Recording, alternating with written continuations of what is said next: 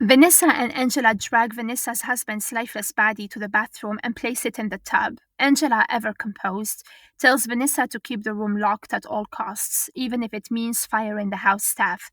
When Vanessa asks how long it will take for the body to dissolve, Angela calmly tells her it will take 3 days. As Vanessa breaks down in tears, Angela reassures her, saying guilt can't take over. No one's gonna miss him, and they'll handle everything. The two suit up, ready to clean up the mess. While scrubbing blood, Vanessa asks Angela where she learned all this.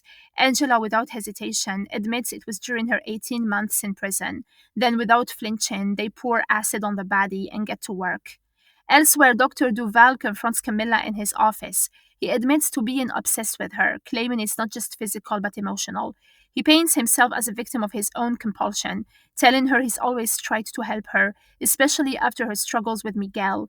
Camilla listens cautiously, but before things escalate, the police burst into the room. Detective Indira, along with Miguel, enters to arrest Duval. While Miguel comforts Camilla, Duval demands his lawyer.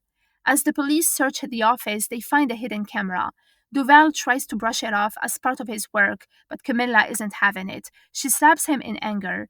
Indira takes Duval in for questioning and confronts him about a previous patient, Lorena Moraga, who accused him of obsessive behavior and secretly recording her. Duval denies everything, brushing it off as a misunderstanding. Meanwhile, Camilla meets David, who hands her divorce papers. He tells her this isn't what he wanted, but her continued entanglement with Miguel left him no choice. Hurt, David says he thought their relationship meant something, but it's clear she hasn't moved on from Miguel. Camilla doesn't deny it, but she softly tells him that every day with him brought her happiness, just not enough to let go of her past. Vanessa tells Angela she's thinking about turning herself in and confessing everything. Angela shuts that down immediately, pointing out that if Vanessa did that, there'd be no one to raise their kids. She sarcastically asks if Santiago, the abusive husband they just got rid of, would do it, or maybe Miguel, which is obviously not an option. Angela reassures her, saying what she did was justice. The next day, Indira visits Angela. Angela asks if there's been any progress in Tina's murder investigation. Indira says they're still working on it, and mentions that Tina could be another victim of the Tinder serial killer, though the circumstances of her death were unusual.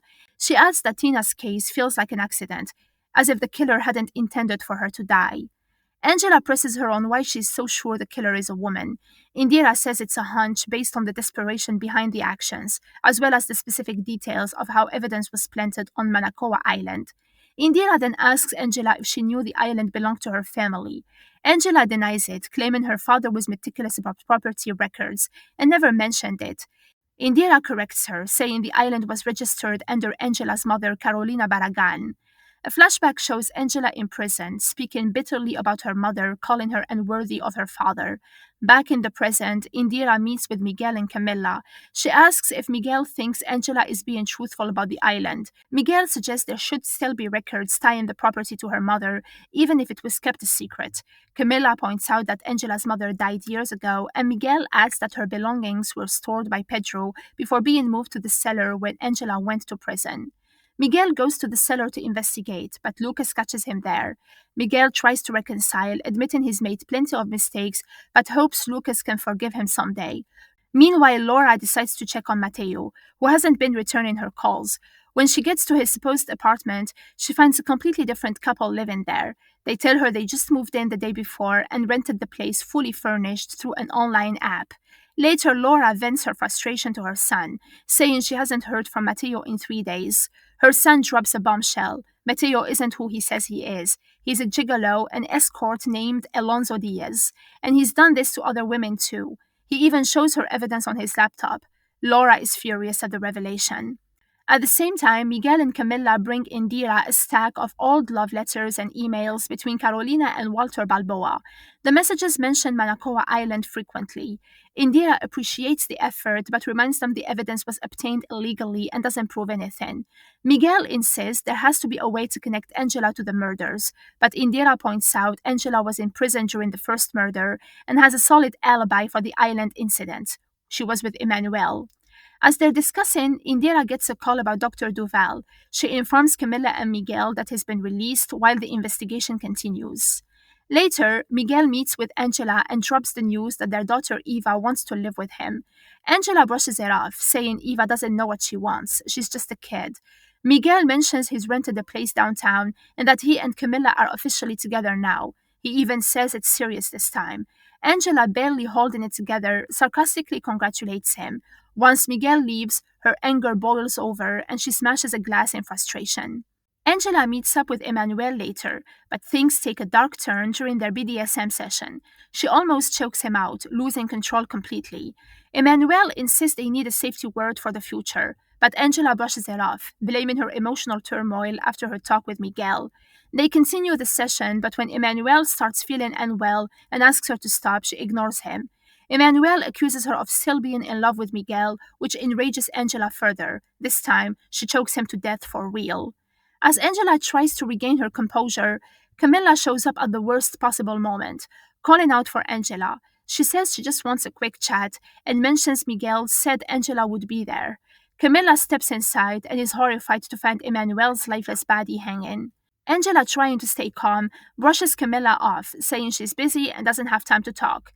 Camilla has no idea that Dr. Duval is sneaking up behind her. He uses a substance to knock her out. It turns out Dr. Duval and Angela have a history. He visited her in prison and offered to work with her as her psychiatrist. Indira and her team review the security footage and quickly realize it's a loop. Frustrated but determined, Indira mutters to herself that she's onto Angela. Meanwhile, Laura, still furious about being played by Matteo, who she now knows is actually Alonso, decides to confront the situation head on. She visits Inti, pressing him for information. Inti admits he knows Alonso from an agency they worked at in Barranquilla. Enraged, Laura drives to Barranquilla, posing as a photographer named Muriel Santana, claiming to be scouting for male nude models. She eventually spots Alonso kissing another woman, and her anger only deepens.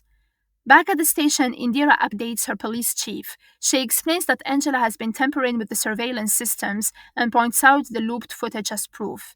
She pushes for a search warrant for all of Angela's properties, her home, her business, everything. Indira insists it's the only way to get results. On a yacht, Camilla regains consciousness in a locked room. Panicked, she calls for help before confronting Dr. Duval. He threatens her, warning her to calm down. Flashbacks reveal Angela's manipulation of Duval, who recounts his initial fascination with her during their sessions in prison. He describes Angela as extraordinary, sharing how their relationship evolved from therapist and patient to lovers and accomplices. Duval reveals the disturbing details of their plan.